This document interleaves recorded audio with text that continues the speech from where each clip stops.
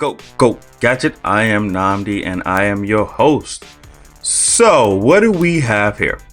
All right, so this series we're going to cover Invicta watches. Now I'm only going to cover one of these items today. It's part of this 3-part series documentary video of the Invicta watches. Now let me kind of give a story before I actually jump into these and give a peek. Let me try to do this with one hand here. Boop, boop. Look at that trick. So this is the X-Wing Invicta 18340 is the model number. Now this thing is 46 milliliters in diameter and it's about 16 milliliters in actual thickness, but we won't talk about this one today. We'll actually talk about the Pro Diver 2289. I think that's the model number. Now this bad boy is 48 milliliters in diameter and 12 milliliters thickness. Now before I open it up, here's the backstory, just a little bit, just to talk about Invicta, because this is something I've heard from time to time. Now I'm one of those people, I like great watches. I own a Seiko, a Fossil, a Bulova. I mean, so there are a couple of watches. Not really a big fan of the Rolex watches, but they're high quality watches. But you like what you like. So we'll tell you guys a story. But let me open this while we're talking about it here. So this is the Pro Diver 2289. All right, but before we actually go into that, and I'll shut this bad boy off. We'll talk about this in the next video. But right now, focus is on this. So, and there's not a lot of videos actually on this device. So that's part of the reason why I'm kind of doing this, so it can give people, guys that are out there trying to figure out, what do I want to get for Christmas, what do I want to get for New Year's, or birthday gift for myself. You have a choice. You can watch these reviews and get a hand-on analysis of what you want to do. So we'll put this bad boy aside for right now. Now let's talk about Invicta watches just for a little bit, because I do understand. Actually, when I started doing the research and looking into all these devices, actually these watches, you like what you like, and I know there's a lot of people have come down pretty hard on Invicta watches. A lot of people just feel like they're just not up there with some of the more expensive brands. Heard people said that Invictas are knockoffs. So here is the thing. Now Invicta watches are cheaper than your Seikos, your Casio, your Bulovas, your Timex, your Rolex. I mean, there's just Pico. There's just a lot of brands of watch that are in that elite class that will cost you probably $900, $800, all the way up to $10,000. Okay. Now Invicta, these watches are cheaper. Now here's where the problem comes in. Just because it's cheaper does not mean it's cheap. And the thing that's actually impressive about Invicta is the things that makes them Invicta, that gives them that quality that people like, are the same reason that people hate Invicta. And that's because they step outside the box. They make bigger, bolder, more unique, more colorful watches. And then when you have people that's in that conservative, sophisticated crowd, they don't feel like that goes with, the whole sophisticated space and the spectrum that comes with it. But the reason I like Invicta is because they do have this diverse approach that they take with watchmaking, because they do have watches that fit into, if you're trying to go a little bit more elegant, a little bit more sophisticated. Now, it's not a lot of watches that are, in terms of size that fall in that category, because Invicta does aim big. So, I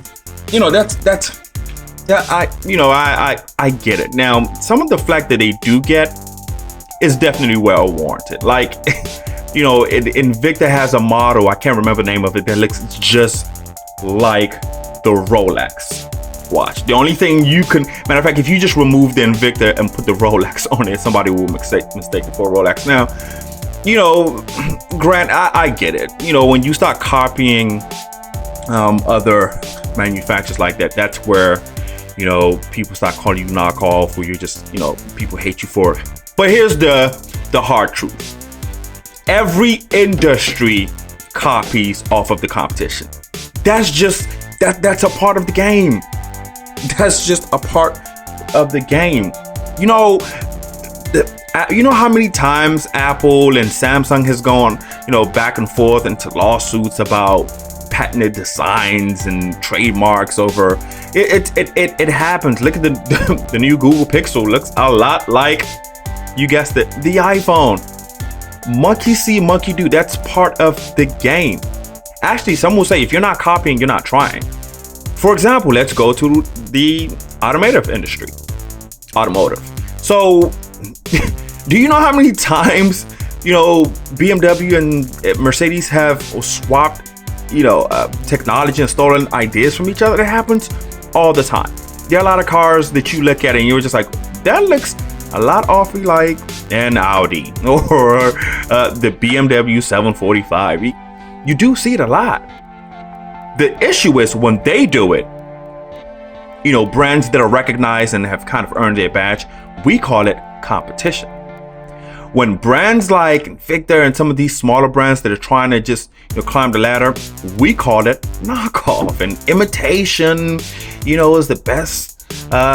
Is imitation is best compliment, or imitation is flattery, and all of that. But it's just, you know, it's part of the marketing strategy, and it's capitalism at its finest, I guess.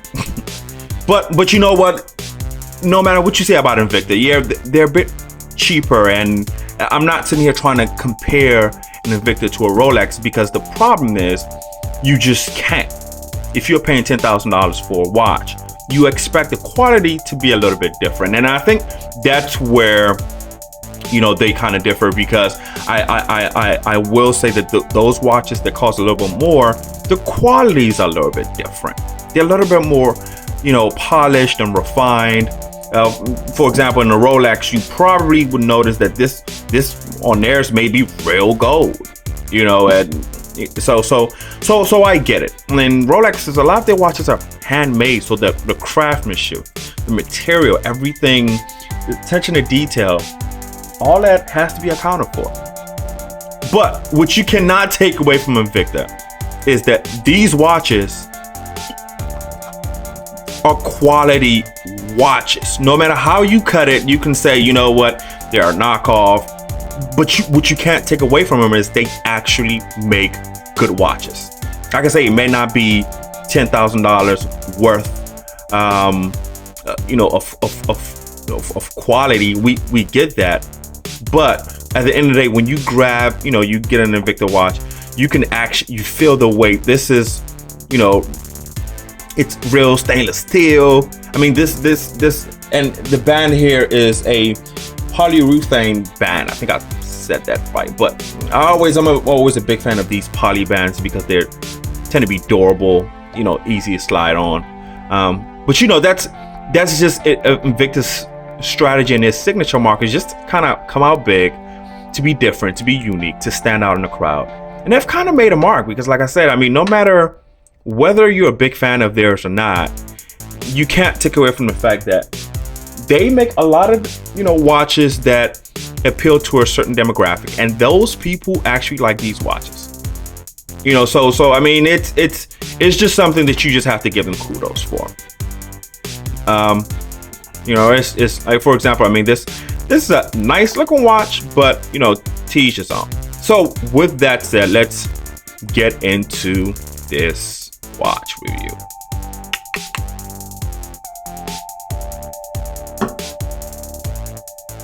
This is the Invicta Pro Diver 20289 is the model number. It's 48 millimeters in diameter, which I like to consider the sweet spot. Anything bigger than that, and I have a 7.5 inch wrist here, so I think I have pretty much the average to bigger wrist size. But anything bigger than 48, I think 48 is pretty much the sweet spot for me. Maybe 50, depending on, you know, how good the watch is and how much I like it. But like I said, I mean, I don't have a tiny wrist, so I can pull off a 50. But I will say that the 48 millimeter in diameter is technically what I like to go for. I think that's the sweet spot. In terms of thickness, I like to go for nothing bigger than 18. I think 18 is the sweet spot in terms of thickness. I don't like my watches to be too tall because that adds the weight, and there's just nothing like feeling that, you know, you're wearing a brick around your wrist. It can be annoying. So with that, slide this off here. So take a look at that. Now, this is really more subjective in terms of how you feel about the white band with these Metal Gear accents here. Well, I'm sorry, this is not metal. With these gold accents here, if it would, it would be kind of nice actually. But I mean, it kind of adds a nice touch to the watch. Now, some people may not like the color combination, but you know, I think it does looks, you know, it looks pretty good. I'll bring this up close so people can see it. Look at that.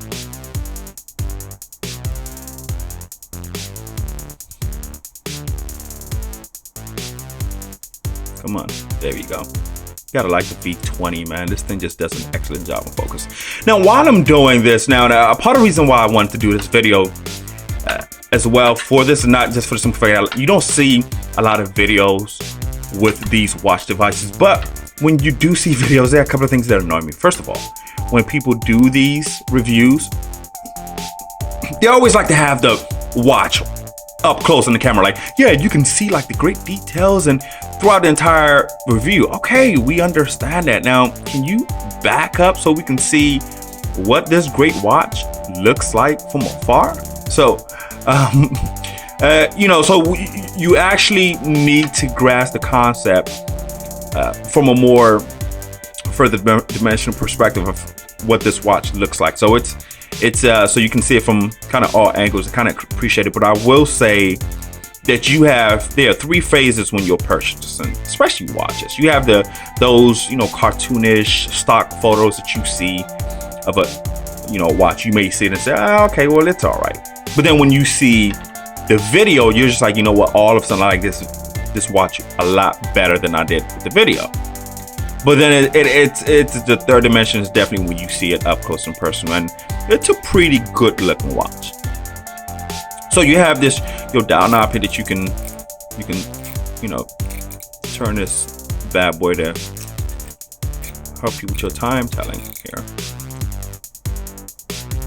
And like I said, you know, they have this kind of gold painted plated parts here on the side all of the watch. Now, this is not, of course, real gold. The only thing that bothers me is because this goldish paint doesn't necessarily blend with the golds that you see, or I guess the gold color that you see really. Oh, well, maybe, you know what? Maybe there are this. You know what? Maybe it is the same. I thought it was different. Maybe sometimes when the light hits it, it looks kind of different, but I guess it is. I don't know. I'm just not a big fan of watches having gold painted or gold plated on them, unless it's actually real gold. You know, it's just, I don't know, but that's just me. Okay. So let me see. Watch weight. That's another thing people don't do in the videos, is they don't tell you how much these watches weigh. But I think it's important because you need to know, you know, how it feels on the wrist. But I think Amazon does a great job of telling you. I think it's about a pound, or maybe about 14 ounces, which is close to a pound, something like that. But that may not be all the way correct, so you may want to double check that.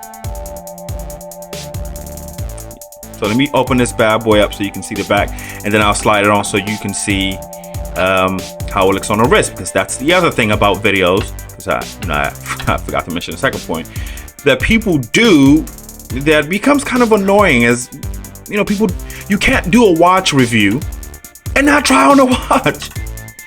look, if you're at home now and you're looking at this video trying to, you know, you're concerned if you want to purchase this watch or not, right? And you watch these videos and they show you everything, close detail.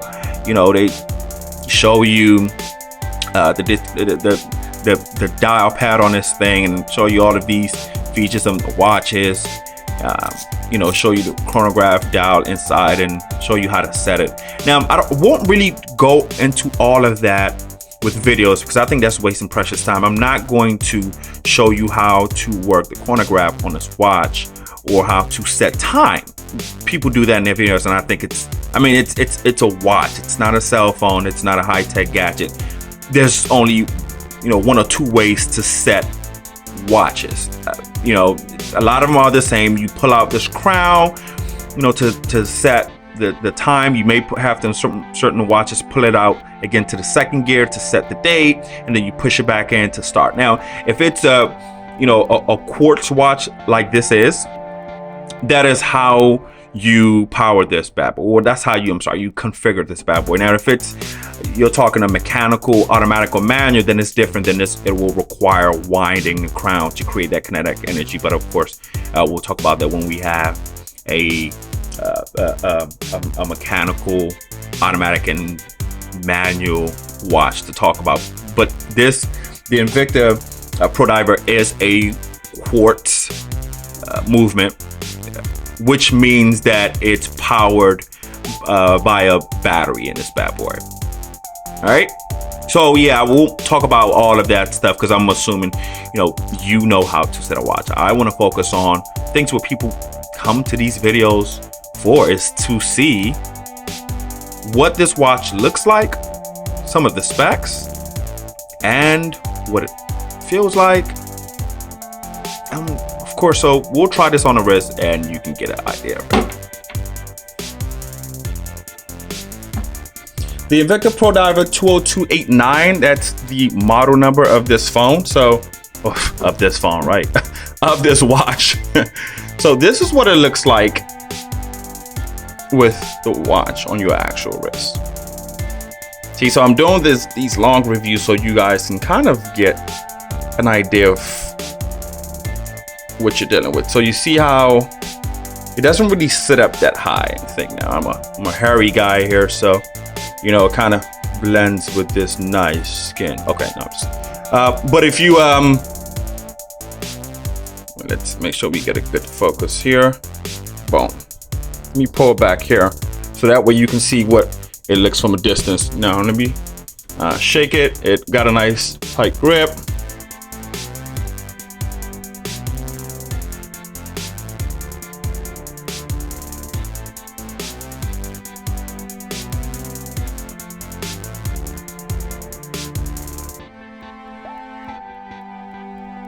Fit on the table. Right, so as you can see, that it's a perfect fit, at least for me. And like I said, like the 48 millimeter diameter is that perfect sweet spot for me. So I think it's not, it's a good weight, it's a good fit, it's comfortable. So look at that.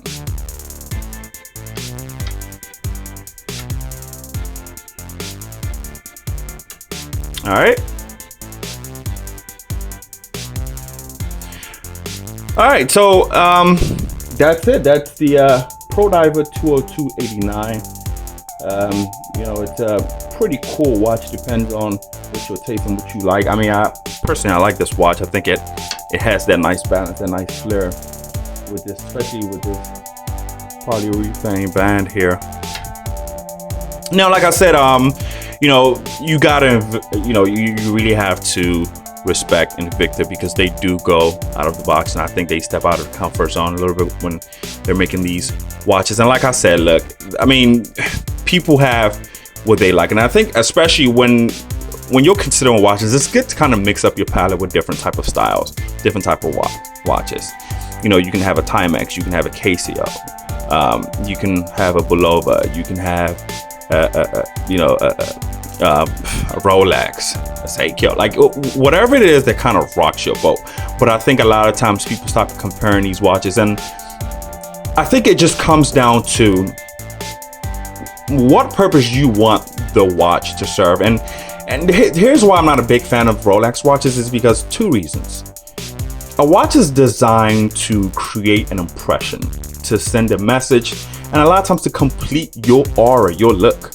If that's your objective, then then you go for what you go for. And I think with Rolex watches, they all look the same to me. If somebody has a Rolex on a train or in a bus stop or in a grocery store, it looks like the next Rolex from the guy sitting right next to him. They just don't stand out to me, and my thing is, you're not going to assume that the watch he's wearing is a Rolex unless you walk up close to him and then stare into the dial. And that's why I'm an advocate about rocking what you like, because once a watch creates that impression, then it's done its job. And I think what a lot of the Invicta watches is they do create that impression because it draws your eye to somebody's wrist, and then it complements your overall wardrobe or whatever it is that you have on. Now, some people, feel like a Rolex does that, or a Pigot, which is another expensive brand, that does that. But it depends on the type of person you are and how you dress. And I think a lot of these watches are a little bit more, too conservative for me. But I do own a Seiko because there are some times where I want to go conservative. If I have on a nice suit, or I want to be professional, then I can rock with that. So, however, I will defend that these high luxury brand watches, they've earned the right to be able to stand out in a crowd. One thing you have to understand is a lot of these watches are handmade, they're hand polished, and that's what I think kind of separates them from the masses. Is a lot of these other watches are mass produced by machines and computers, so they kind of lack that finery, that polish. But at the same time, I mean, for $100, which I think you can get this for, maybe even 80, depending on where you're looking or how patient you are. I think this watch kind of does the job, does the trick, because I feel like if I put on a watch, I need for it to be able to serve a purpose, whether it's calling out attention or whether it's complimenting my look. So that can be any watch, to each his own. Once again, now I'm the Go Gadget. Stay tuned as we do the review of the Invicta X-Wing. Now this bad boy here has a tad bit more weight to it, but it's just look at that. It's nice. It has this 18 karat rose gold, which is nice. This is actually real gold, so it's a nice fine piece. But that concludes it for this bad boy. All right, thanks for watching.